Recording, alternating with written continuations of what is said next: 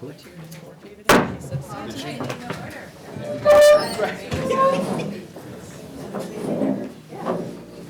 pledge allegiance to the flag of the United States of America and to the republic for which it stands, one nation, under God, indivisible, with liberty and justice for all.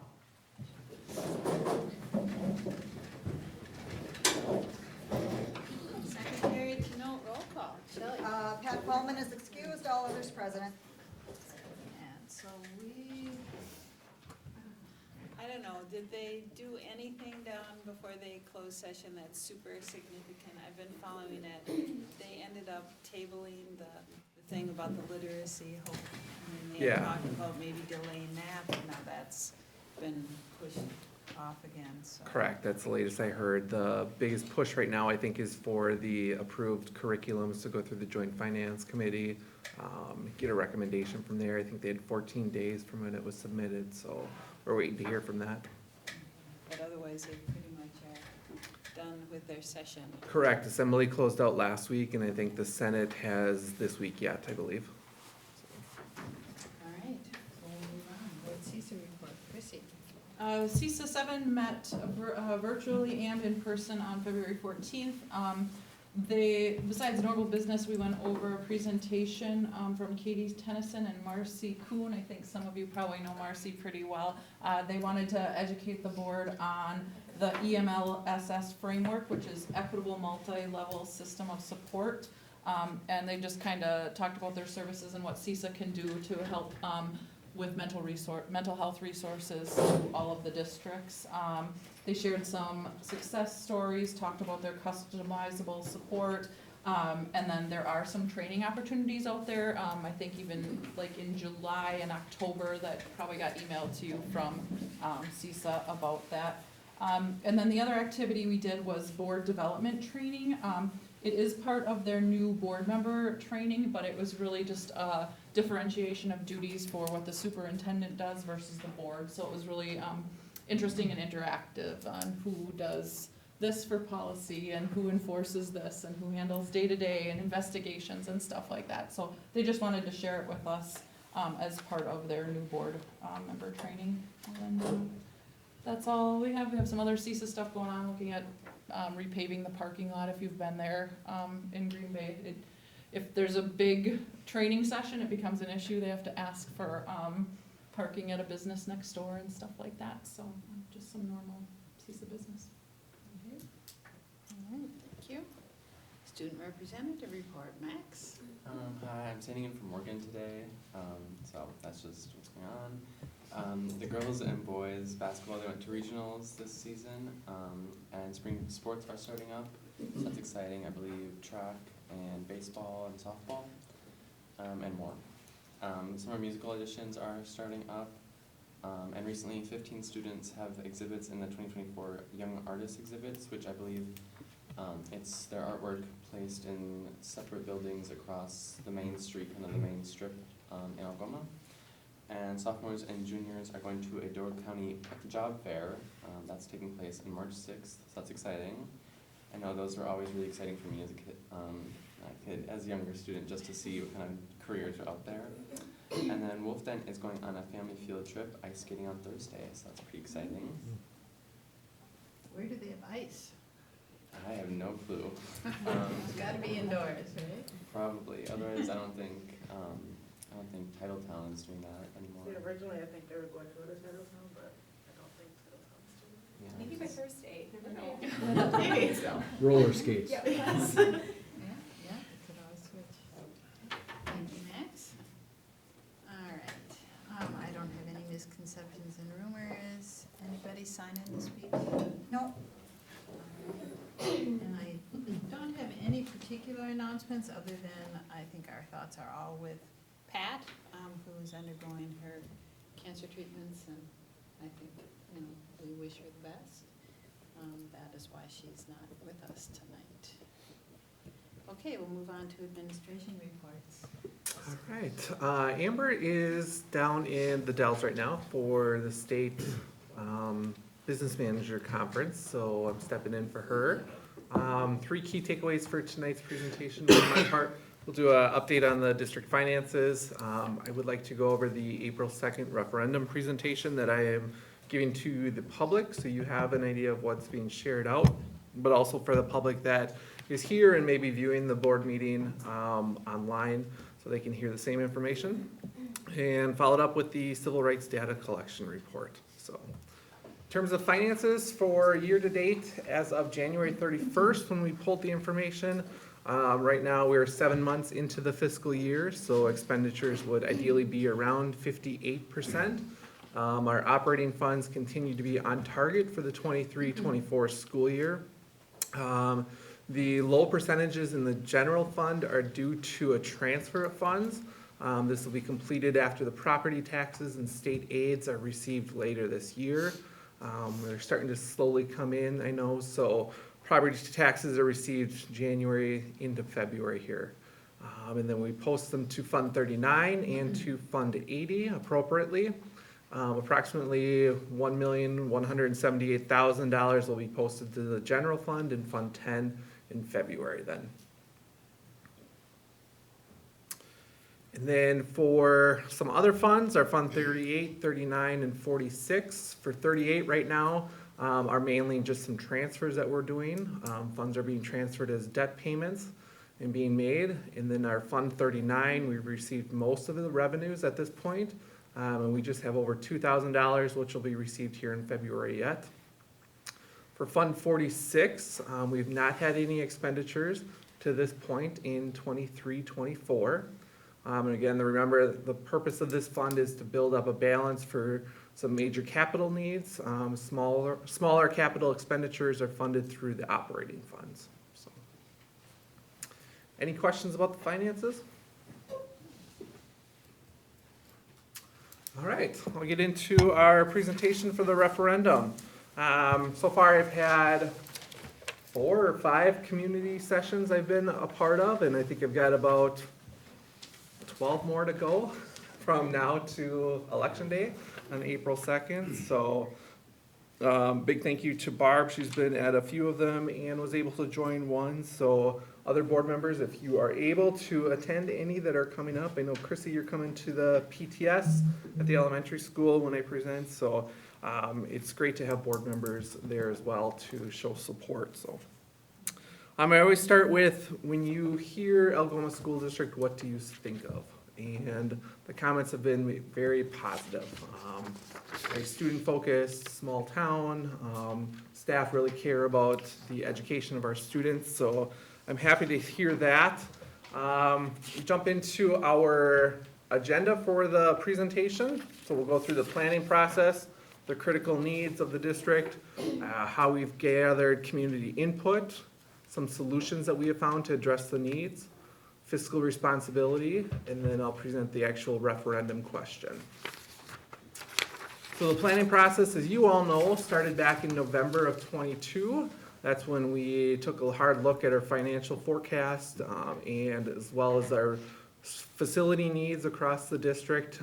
We looked at 3 different partners to bring in and interview. Ended up going with McKinstry, who then partnered with Bayland Builders. They completed a comprehensive facility study over the time period of January through July. And those findings were then presented to you all in July of 23. From there, we developed a community advisory committee, which was headed by 3 of our board members, Chris, Lonnie, and Pat. And that was made up of 35 community members. We looked at everything from the buildings needs to the facility study to financial to community usage of the facilities that we currently have.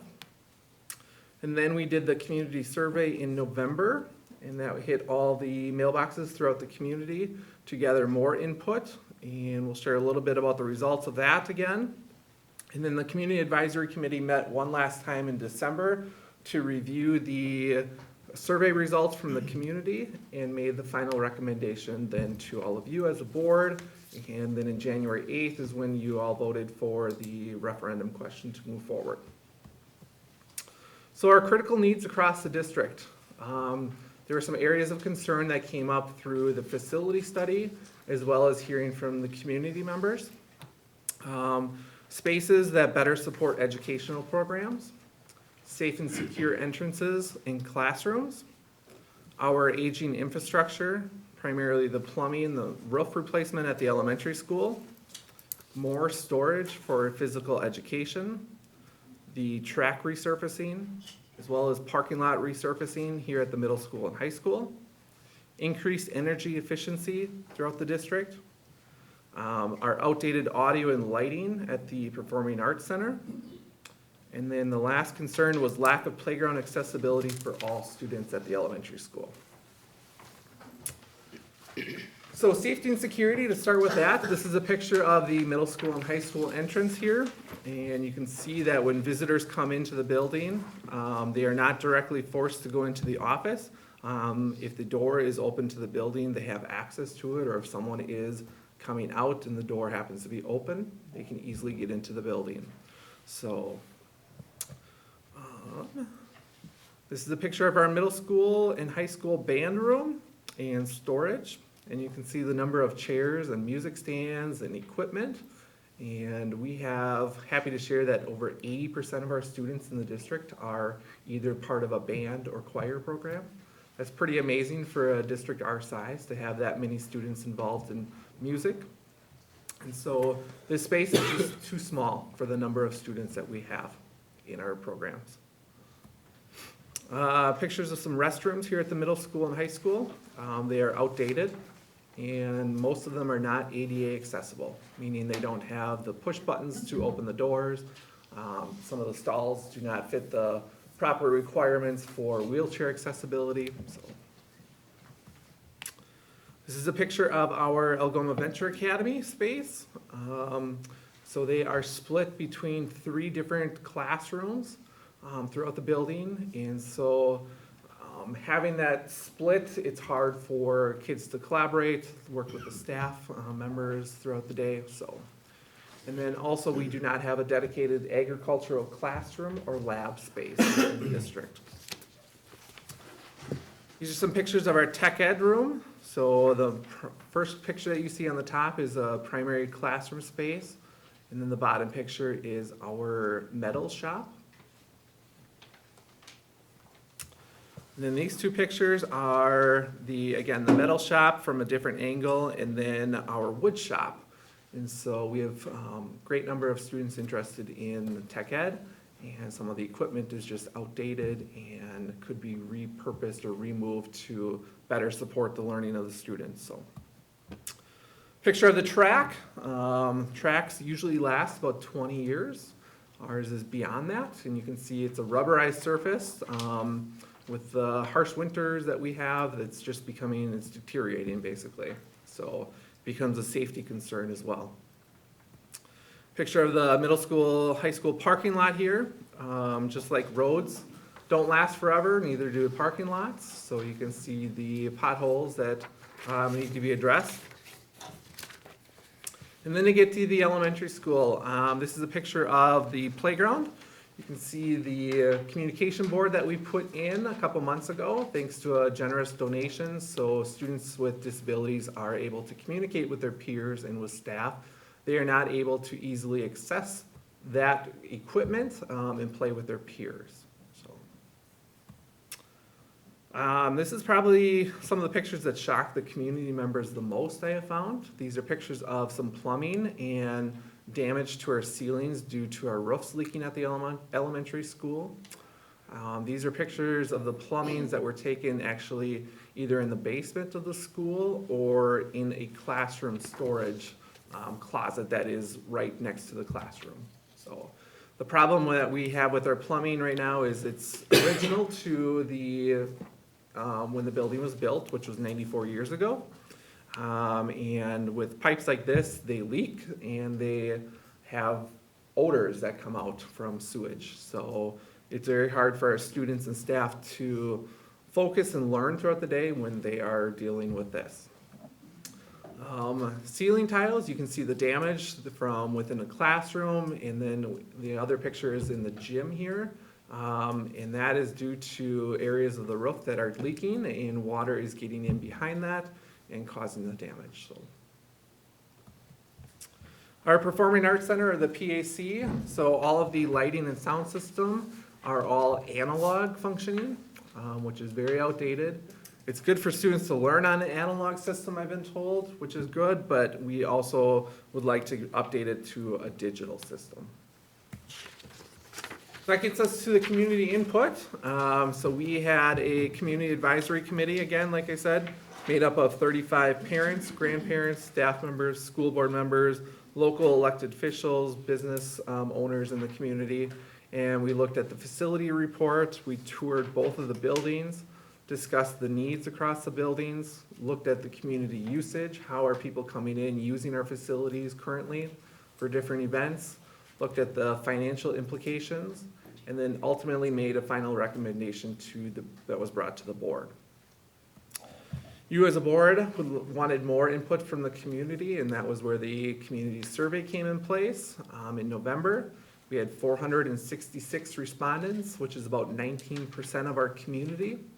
And the community said there was 69% in favor of the base plan. The other two questions on the survey was about the indoor practice facility for baseball and softball, which came in at 37%, and then the bus garage at 43%. So in terms of fiscal responsibilities, this is a graph that shows what the mill rate for the district has been over the last 3 years. You can see the steady decline. In 21-22 was $8.67. Last year it dropped down to $7.40. This year we're at $6.76. And what that means is for every $1,000 of property that a person owns in the community, they pay $6.76 goes towards the school district. What part of this black bar is made up of here is our debt, outstanding debt to the from past referendums. And as a district, we've been fiscally responsible in paying that debt off early. So with that, we've saved our taxpayers about $180,000 in interest. And so I'm confident to say that if the referendum were to pass in April, that the $10,050,000 would replace the existing debt that we have in the district. So we are able to say that as a result of careful planning, the district's mill rate is expected to remain stable because of that. Like I said, we've managed our budget well over the years. This referendum is specifically for facility needs. We are not looking at going out asking taxpayers to help with operational costs, meaning staff salaries, benefits for staff, programming for our students. I think that's a testament to what we've done as a district, knowing where our priorities are and where they lie with student instruction. The question I keep hearing from some community members is how come we can't include these projects in our annual budget?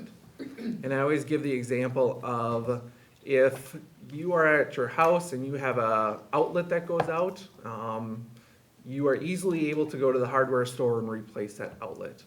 If your whole electrical system in your house goes out, more than likely you don't have the funds to cover a cost like that, where you need to go to the bank and get a loan. For a district our size, these costs just do not fit in our annual budget. They're just too large. They're not something that we can plan for and put money aside. We're in the business of educating, so a good chunk of our budget goes towards salaries of our staff because they're in front of our kids every day. Some solutions to address our needs. So again, these are all part of our base plan, which is that $10,050,000. Number one priority would be to replace the failing sewer pipes at the elementary school and replace the oldest and leaking roof sections at the elementary school. The rest of the items are in no particular order in terms of need, but they are just listed for your reference. And they include the Performing Arts Lighting Center and Sound System and upgrading the ceiling tiles in the Performing Arts Center. Replace the wood chips at the playground with a rubberized surface so students with mobility issues such as wheelchairs have access to the equipment and then can ultimately play with their peers on the playground equipment. At the middle school and high school, creating a more secure entrance to better monitor who's coming in and out. One of the ideas we have is putting a additional wall in the front entrance, which would force visitors and parents directly into the office to sign in, and then they would have a route out into the building then. We would like to relocate and renovate the band, choir, tech ed space, create an ag classroom, relocate the Algoma Venture Academy, and create a classroom for our students in special education that have higher needs. Those all are kind of tied together. And so the best way I can explain it is the existing band and choir room right now, which is in the middle of the building. When you have 80% of your students in some type of music program, you can imagine the sound that that makes and how that carries throughout the building. It's great to hear, but it's very hard for students who have classrooms very nearby to focus because they're hearing that music play. So we would take the band and choir existing rooms and make that a dedicated space for the Algoma Venture Academy, our charter school. The band and choir room would then be moved into where our wood shop is. What's nice about that is it's a larger space. It also is on the side of the building in the far corner, so it will reduce the amount of sound. And it also has a existing garage door in that room already, so it will be easy for equipment to be able to be brought in and out and transported to parades and down to the elementary school for concerts at the Performing Arts Center. Then I want to get into where our tech ed space is going to go. So that's going to be shifted down, and so taking over the existing space where Algoma Venture Academy is. In addition, we'll build a lab space for our agricultural program that will be starting up next year. So they'll share that space. And then finally, we would make what was a special education classroom back into a special education classroom. It has a restroom tied to that room. It has a kitchen. That's what it was designed for in the first place. So we would like to bring that back. So resurface the track. That's pretty straightforward. Replace some inefficient windows and doors here at the middle school and high school. There's an example of a window in our art room, which is on the second floor here. If you go outside on the roof, you can literally stick your hand right inside of that window because the wood has just deteriorated. So that needs to be addressed immediately. And then remodel the restrooms to make sure that they're ADA compliant as well. And then some district-wide renovations that we're looking to do would be update our network to improve internet access and communications across the district. A big one would be to rekey the interior and exterior doors across the district. We have some wonderful coaches and volunteers that have worked with our kids. They've given a lot of time to our students and to our district. However, when they sign up, they're oftentimes given a key so they have access to the building. And as years go on, sometimes keys get lost or don't get returned. So we would like to get a better handle on who really has access to our buildings for a security purpose. And then lastly would be some energy efficiency upgrades. So replacing all of our lights to LEDs, which we've been slowly working on. Do some water conservation in the bathrooms with some reducing the amount of water that's flushed in the urinals and the toilets. And then make sure our walk-in coolers at both buildings are efficient as well. So the additional projects that I mentioned that were part of the survey was the bus garage and the indoor practice facility. As a board, you decided that those were not items that you wanted to include on the referendum question. So I just mentioned that to the community, that these are not included in that dollar amount of $10,050,000.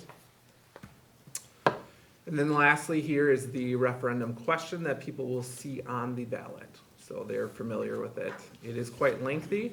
However, there's a lot of legal terms that need to go into ballot questions for referendum. So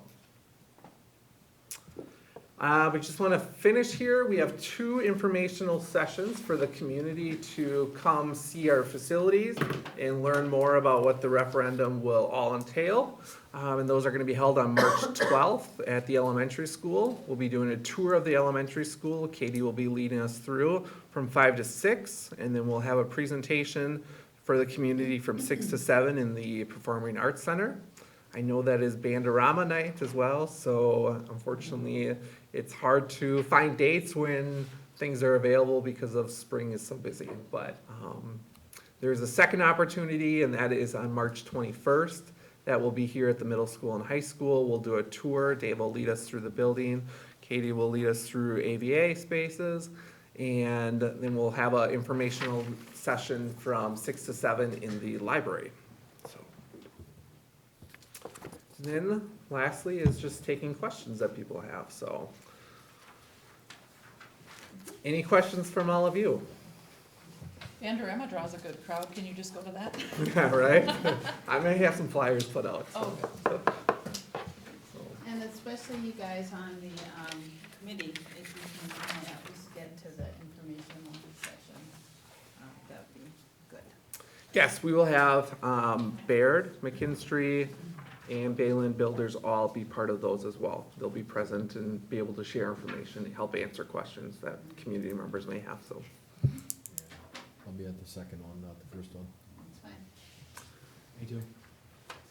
We do have a informational flyer that's gonna be mailed out to all community members. It's gonna be dropped off on March 6th. It should hit mailboxes hopefully on March 7th.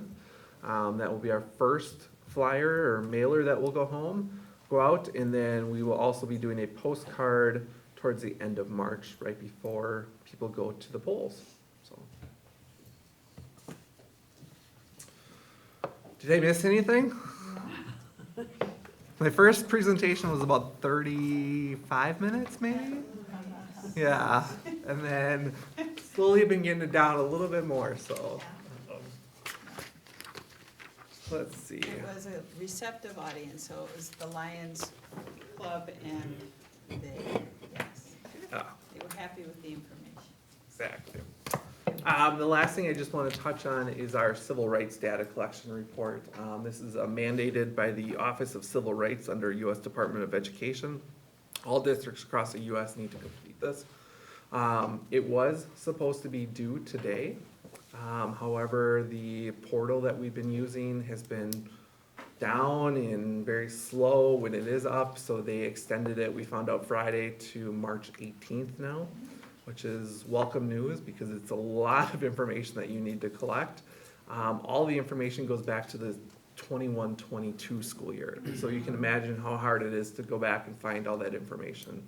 But what they're actually collecting is student enrollment, access to courses for our students, what programs we offer versus the ratio of how much staff we have, climate factors such as bullying, harassment, student discipline. And then you take all those subcategories and you basically have to break them up by race, by disability, EL status, socioeconomic status. So it's a lot of crunching of numbers. That is all I have. Okay, any questions for Jesse? All right, hearing none, let's move on. Elementary principal. All right, February bright spots. Bright spots are back. We have, February was a short month. We had a lot of little things going on. We did have the 100th day of school on February 5th, so that's something that our 4K and our kindergarten students celebrate. Our kindergarten students always dress up as if they are 100 years old, so that's always fun to watch them. And then our 4K students designed 100th day of school t-shirts. And they did a fashion show throughout the hallways, and then later on for parents, some of the classes did a little show for the parents too. They did 100th day of school activities, snacks, the list just kind of went on and on and on, so that's always fun. We also celebrated National School Counselors Week that same week, so that first week of February. Our school counselor, Angie Kinjerski, planned a bunch of activities for staff, some mindfulness-related activities, there are some snacks, she provided some podcast links, just kind of a variety of things But really, we appreciate her for everything that she does for our students and for our school. We also celebrate Valentine's Day, then the following week on the 14th. This week, we are celebrating Read Across America Week in honor of Dr. Seuss's birthday. So we have a whole bunch of different dress-up themes each day. And then on Friday this week is our guest reader day. So we have different teachers signed up to read at different time slots in other classrooms.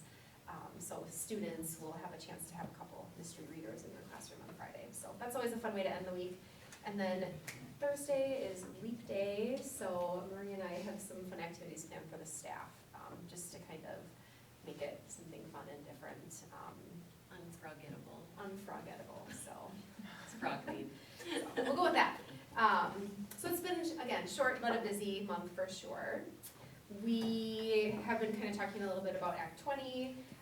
So I just kind of wanted to provide you with an update on where we are at for training. So there's a bunch of things that are kind of still up in the air in terms of curriculum and assessment that we're waiting on.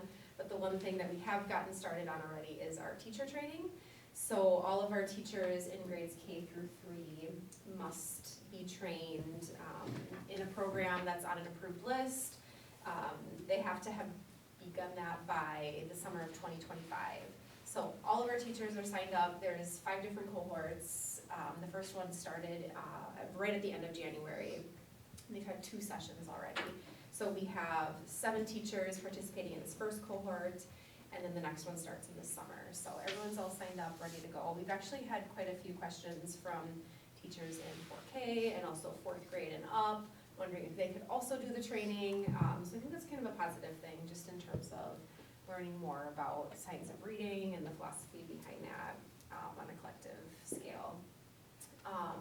The training itself, the one that we're doing, is called Keys to Literacy. So it's not aligned to any one curriculum. It's very much just it just kind of breaks down how students learn to read, all the different components, and that can be applied to any curriculum that is used now, adopted in the future, fill in the blank. So it's kind of exciting. And then lastly, we did have scheduled a presentation by a couple of our staff, Mr. Brettel, Mrs. Herman, and Mrs. Leibot. They were going to present to us on MLSS and some things that they specifically are doing with their 3rd grade students. Things kind of fell through for tonight, so they're not able to be here. I can definitely provide that information, or we can invite them back another night. I kind of just wanted to leave it up to you what you would prefer. It was more of a timing thing this month, so with a little more time. So I can definitely give a short synopsis, or I can invite them next month. I think it's always fun to see them in person, Okay. if they're willing to do it. Yeah, absolutely. I'll let them know. So I know Mr. Brettel had basketball games tonight, so he was gonna try to run down, but he only had like a 20-minute time frame. And the others had some other family things going on, so Sure. I will try to bring them. All right, any questions for Katie? All right, then we will move on to middle school, high school principals report. Okay. We are beginning our testing season, which happens every year. And so preparations are underway for that, and when I talk about preparations, I mean, like, there's a lot of logistics that need to be worked out. Groups assigned, classrooms secured, proctors assigned, so there's a little training. And then Katie Survey does a lot of the computer work and getting us squared away, so they're ready to roll on those. Let's see what else, okay. And then in other news, Bellin Health will be coming in. They're one of our partners. They'll be coming in to present mostly to our student athletes, but any student is welcome to come and attend. And this year's topic is going to be nutrition and workout recovery. And we cycle through several presentations with them. We do a weightlifting, strength conditioning presentation with them. We also do a dynamic warm-up presentation with them. And this time around, it's going to be focused on nutrition and workout recovery. And then finally, just want to report on a successful band and choir trip to Minnesota, which was originally scheduled for 2020, but there was a little thing called COVID, derailed some things. What was really great about this trip, though, is some of the original businesses that we had made deposits with honored those deposits, which was really pretty cool. So there was a Ballard bus full of kids and chaperones that went off to the Twin Cities. They got to explore a little. They went to the Mall of America. They also went to a dinner theater where they got to see Jersey Boys, and also went to a water park. So I understand it was really enjoyable, and the students had a great time, and wish they could have spent, of course, another day there. So that's all I have. Sounds good. Any questions for Dave? All right, we'll keep going. Moving on to Katie for the rest of the reports. Yes, so ABA had their pickleball tournament earlier this month, which was a bigger success than we definitely had imagined. On Friday night, we had 10 teams signed up, and on Saturday, 24 teams showed up. So, kind of was a bit of a challenge, but a good challenge, because we had all the brackets and everything set up for 10 teams, and so had to scramble a little and get those ready. But it was really an awesome time. It was cool to watch. Like, we had some of our students signed up to play with, the regulars that were down there. We had more of a beginner's bracket, and then an intermediate and advanced bracket. There was like teams from Green Bay and Sturgeon Bay that showed up, so it was a really cool morning, really fun day. And they had really awesome door prizes for the 2 winning teams, so they're pretty pumped about that, and they're already asking when we can do it again. So I think we'll probably definitely make it an annual occurrence. Excursions, our kids have been, in the last couple of weeks, rock climbing at the Odyssey Rock Climbing Walls in Green Bay. We had partnered with them last year.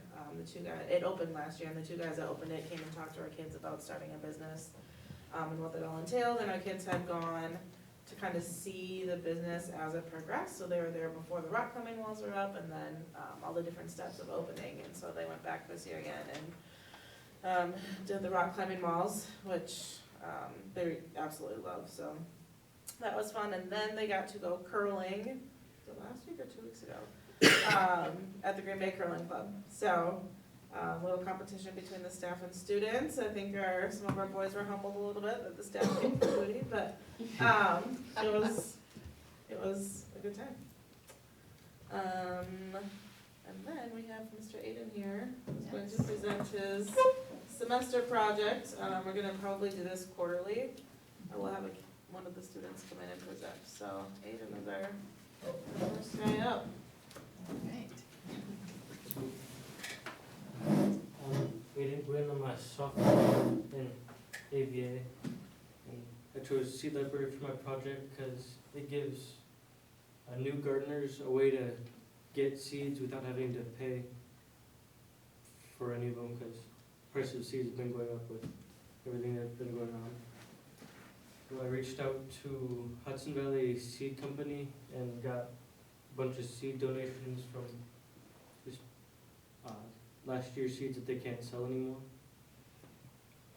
I have some sample of seeds if anyone wants anything right now.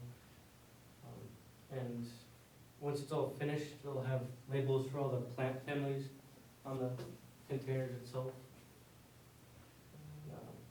It'll be in the public library in town on the 2nd floor, but it'll be debuting at the Migratory Birthday Celebration in Saturday, April 27th, if anyone wants to come. I went last year, it was a lot of fun. Why did you choose this project?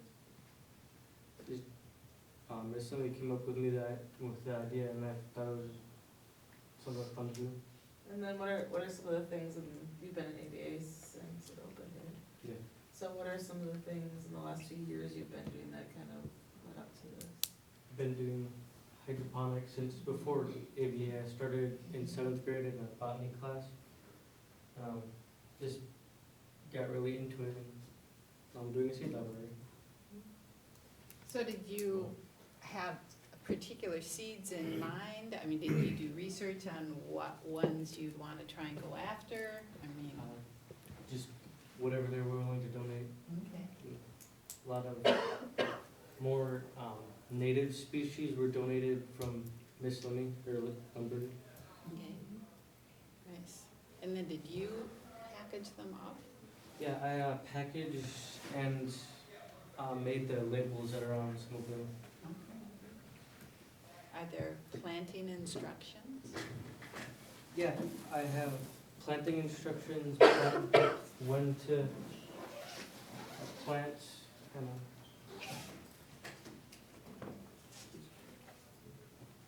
The names of the plant and what species it is, Okay. and then what their light requirements are. I want to make a back label for just more general information and a picture of what the plant will look like when it's fully mature. That sounds great. Yeah, what a great project. So will you be there at the Bird City Yeah, meeting to? I'll have a table with library there. Okay, sounds good. Any other questions? Thank you. Thank you.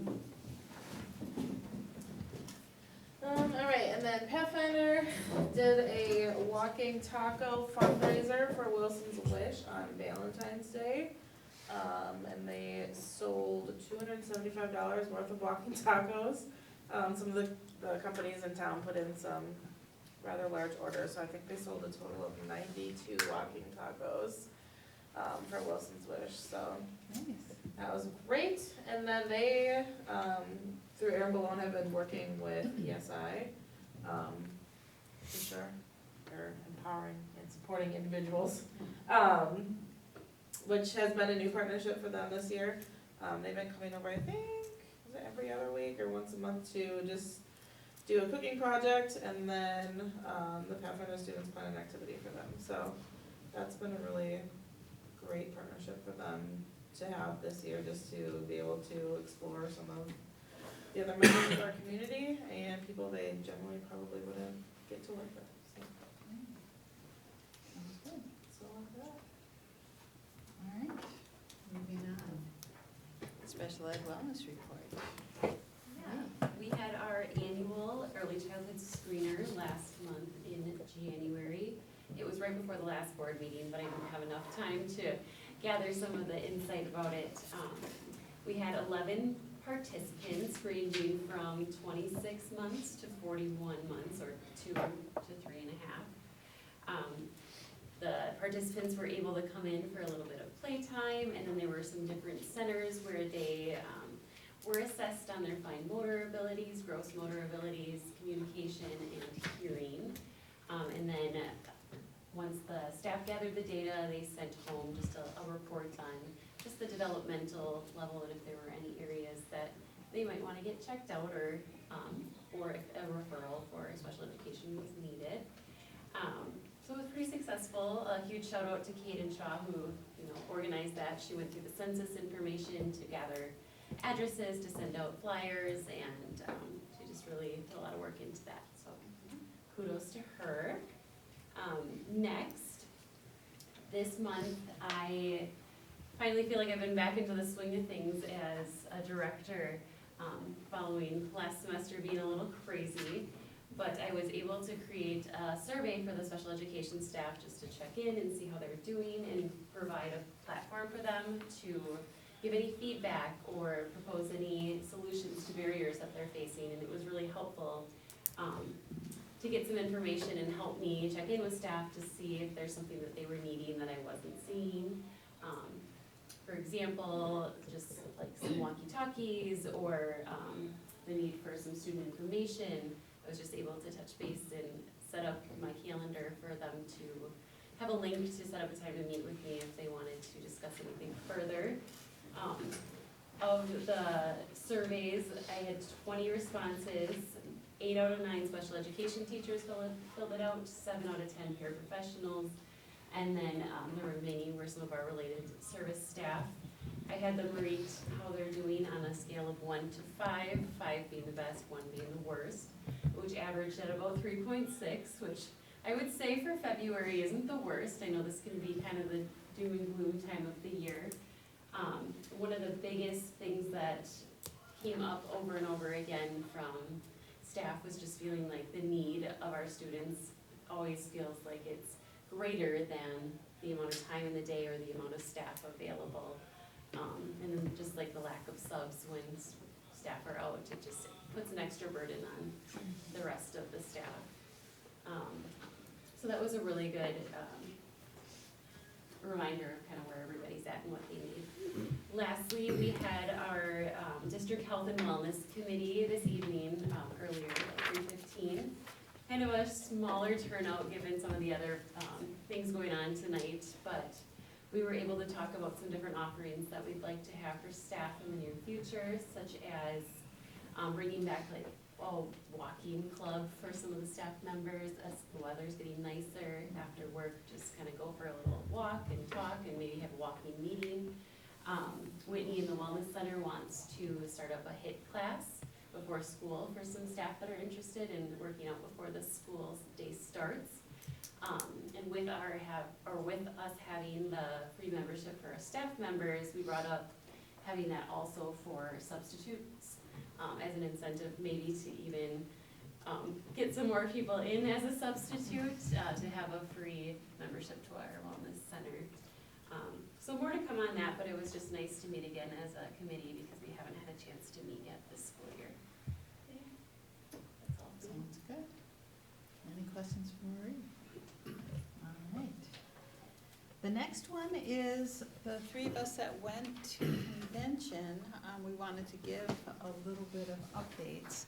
I think we'll start with Ann and then you, Jesse, and then I'll end so that I don't talk too long and I can have an idea of how much time we've already taken. So, Ann.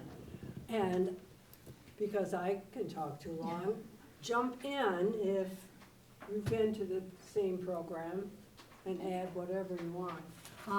I brought things for you guys for the library, and the books, the two books, are by Franklin Covey, and he was a bestseller author.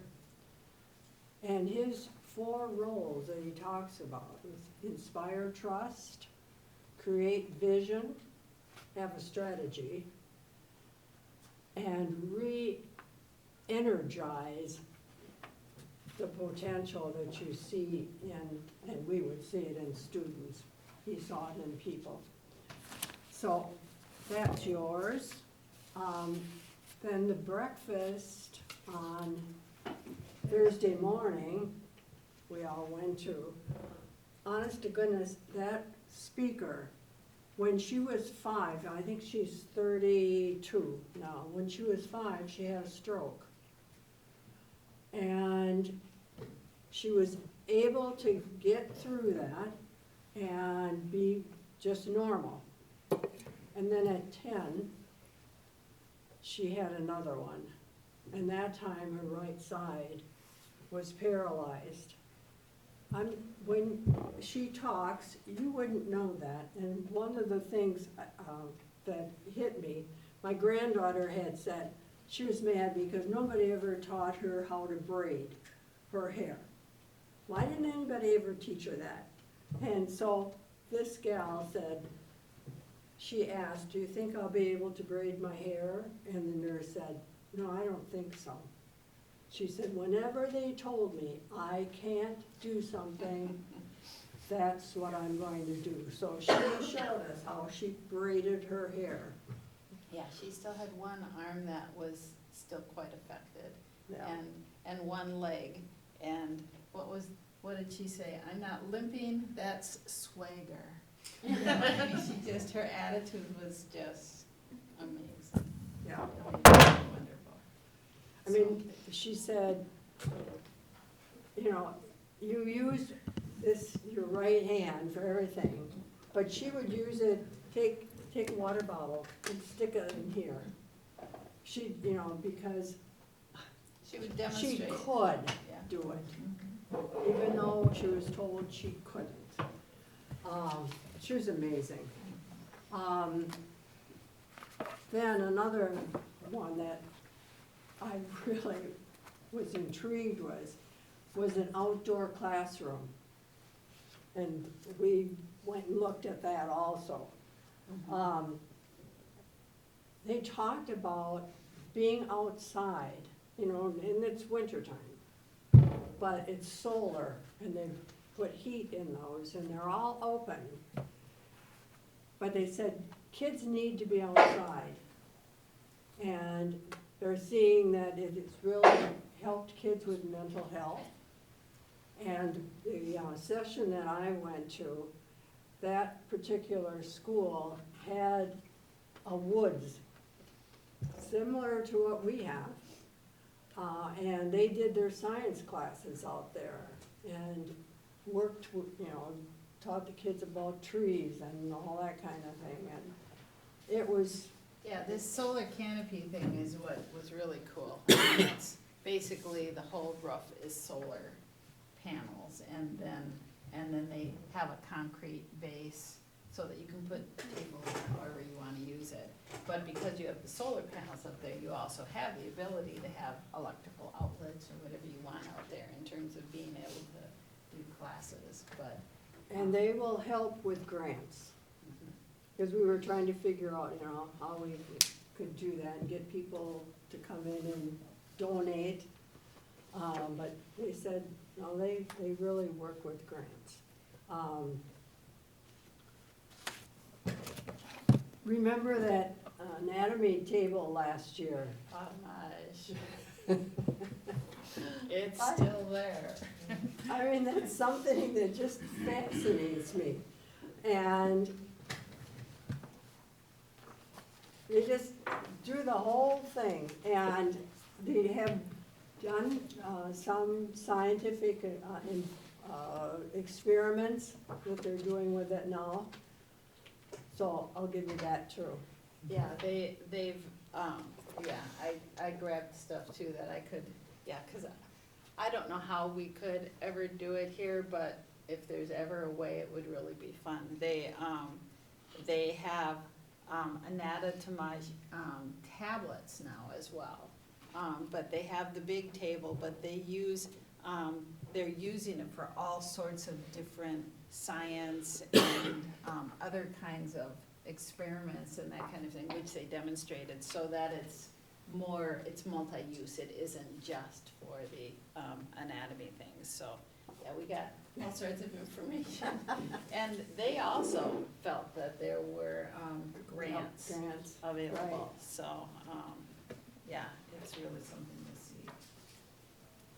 Any medical facility, any teaching, you know, any nursing school or medical school or whatever, absolutely has to have one of these things. It's this big table, and basically it's, you know, got what looks like a body in it, and you can, but instead of like when I was in school, having to crank it out of formaldehyde and, you know, and see, you know, the different muscle structure, whatever, you can, you know, with your hands, you can basically just peel off the different layers, you see all the different circulation. There was a doctor there that was just absolutely fascinated with it. I guess it can even do diagnostic kinds of things, that if you put in certain parameters, like of a potential location of a cyst or something, and they were showing them, that it would then, you know,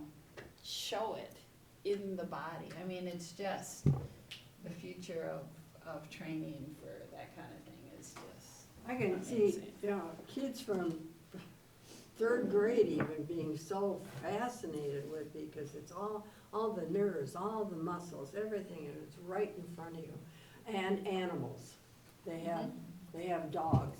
Yeah, they have animals, and then, like I said, to try and make it more widely used, they came up with all these different scientific experiments and things like that, that the screen can be used for too. So anyway, yes, we'll dump all the materials on you guys.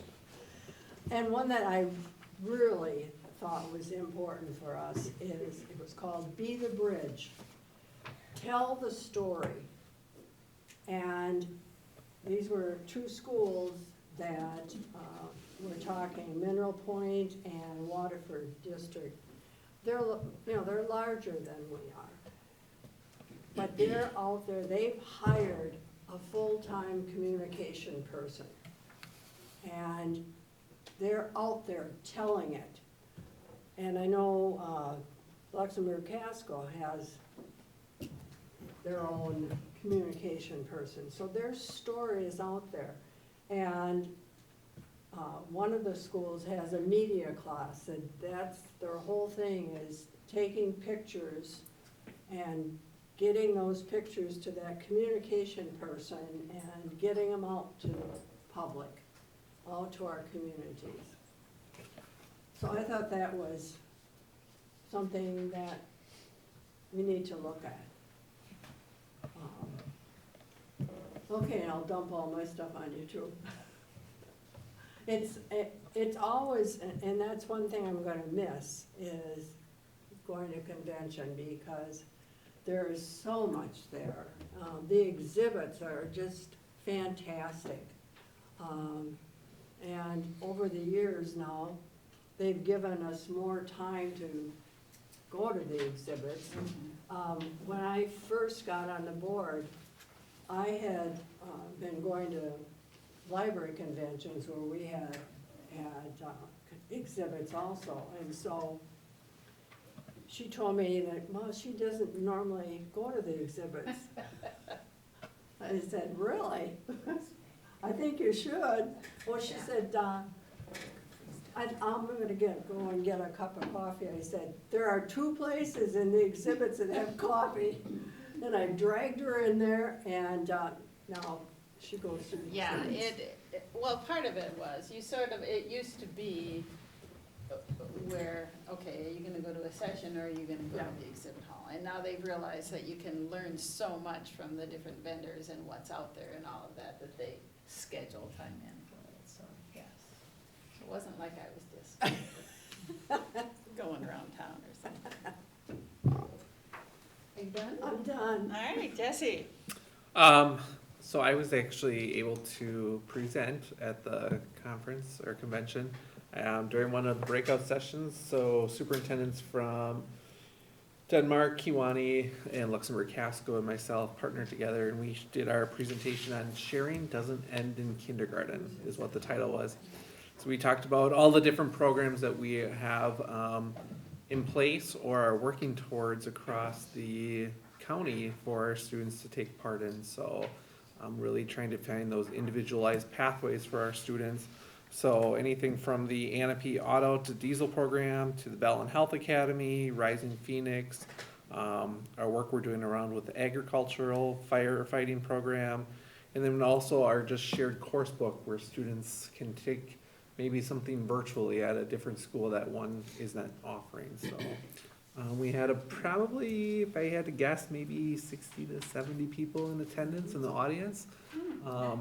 We had a lot of people come up to us at the end saying, wow, how do we get started with this? We want to do this in our district. This is amazing. So pretty well received, and we're actually hoping to put our name in to present at the national conference next year on this, because we think that this is working well and we want to promote it and see how we can keep going. So.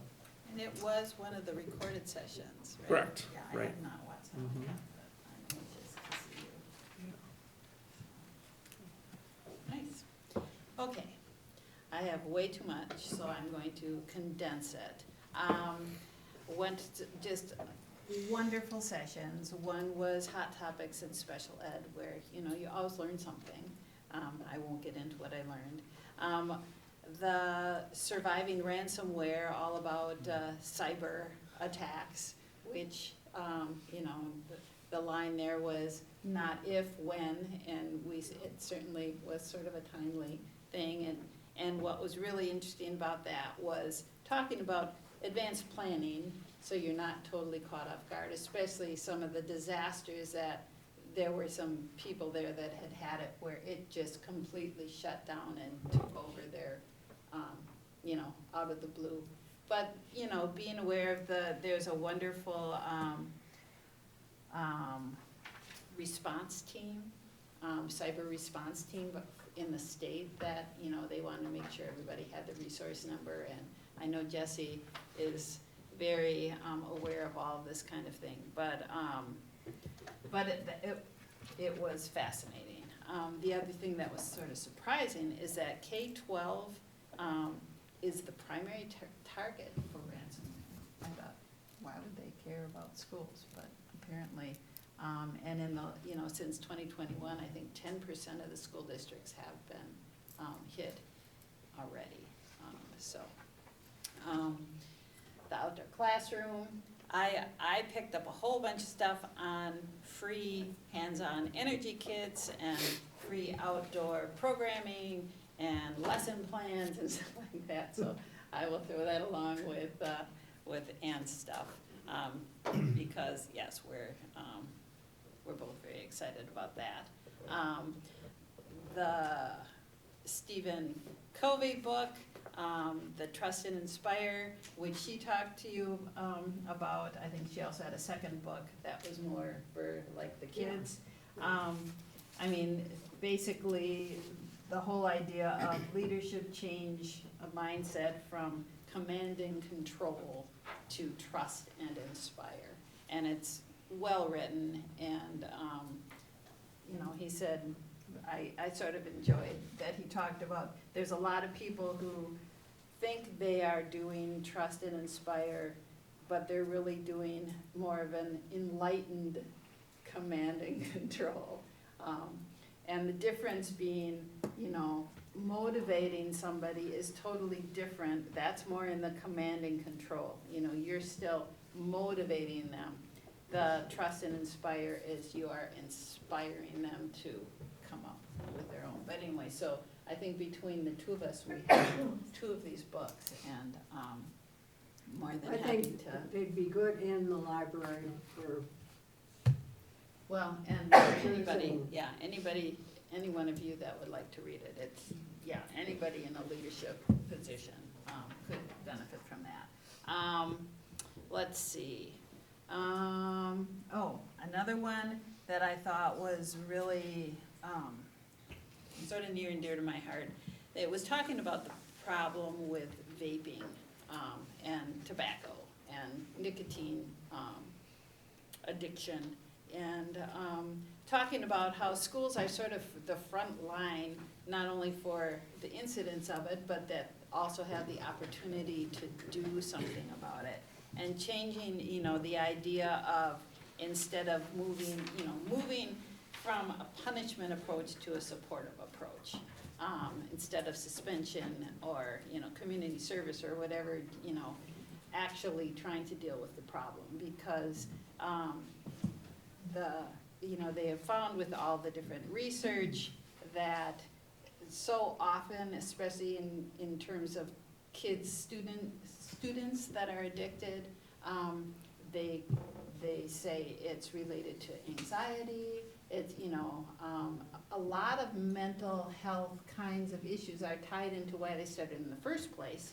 And then they talked about how the developing brain, maybe any of the kids, is much quicker at developing an addiction. So before they even realize it, they're addicted. And then to try and quit, withdrawal from nicotine or whatever can give you some of those same, you know, anxiety and those kinds. So it's sort of a, you know, it's something where they said 52% of the students that go, well, I'll get into, you know, the program, want to quit. They just haven't been successful. And so what they talked about, and this is what I really like, because there's a lot of programs out there, and I have all sorts of online kinds of things as well as the in-person, but there's two different programs. One's the one that they had two different schools presenting. It's called In-Depth, and basically it means that in the school there's an online facilitator, and in one of the schools it was a coach. I think the other school it was a counselor. And so if somebody is caught vaping or whatever, they are required to go through a program, which I think there's 4 different sessions with this facilitator. And the facilitator certification is free and it can be completed in 45 minutes. I mean, it's not a huge commitment. And then all the materials and all that are available. When are they seeing this as starting? They basically, this program, and it's through the No, I American mean, Lung. age of the students. Middle school and high school is what this is targeted for.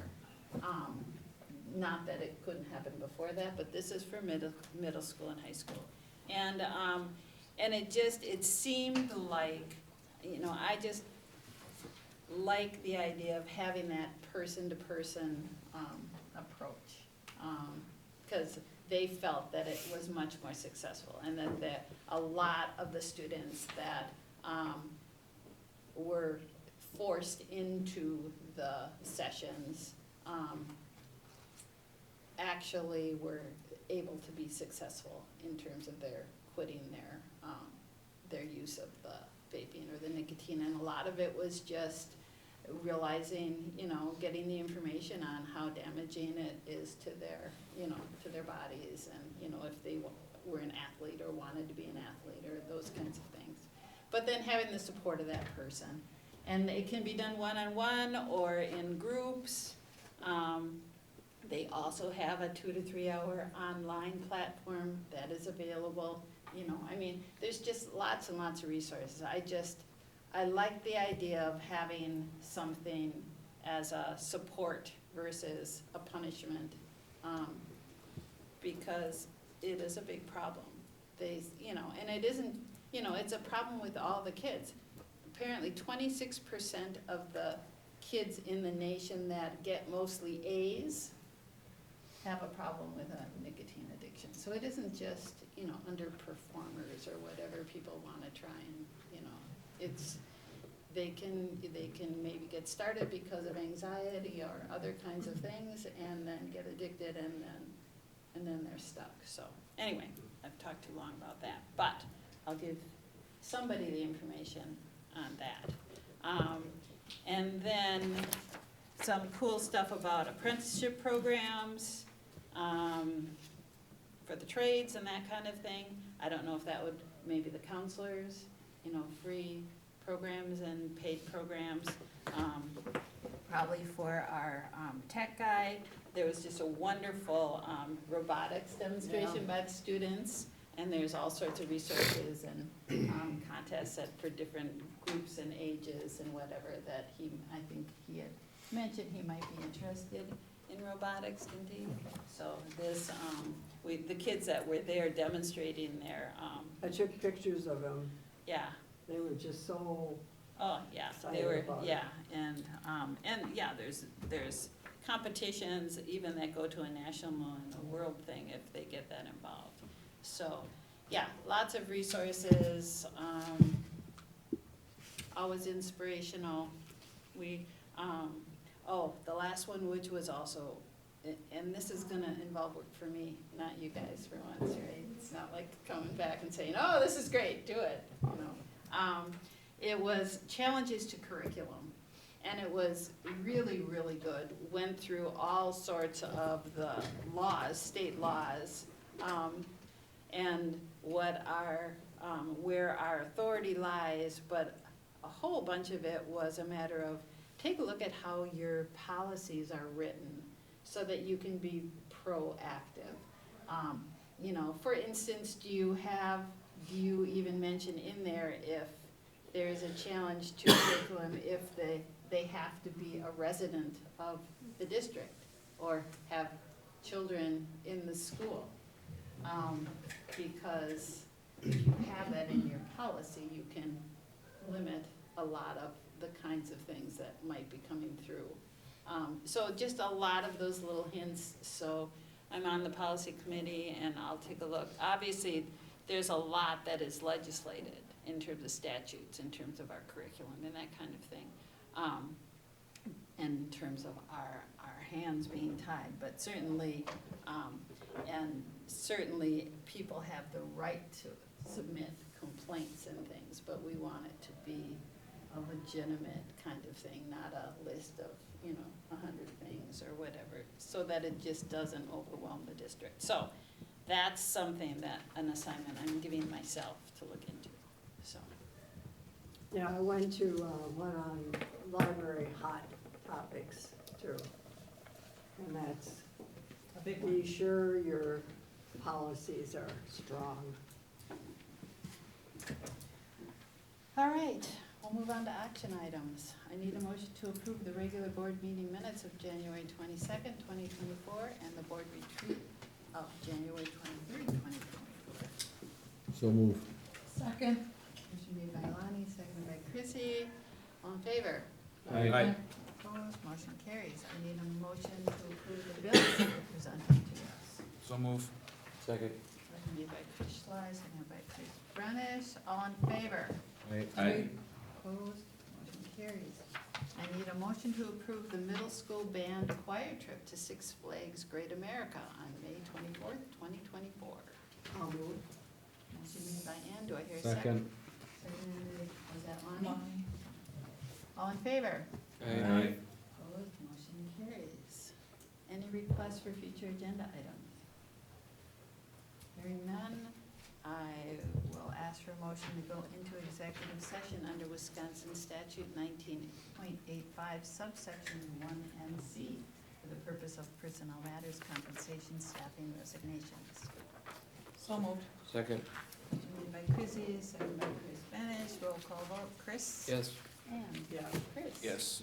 Yes. Chrissy? Yes. Lonnie? And I'll also say yes.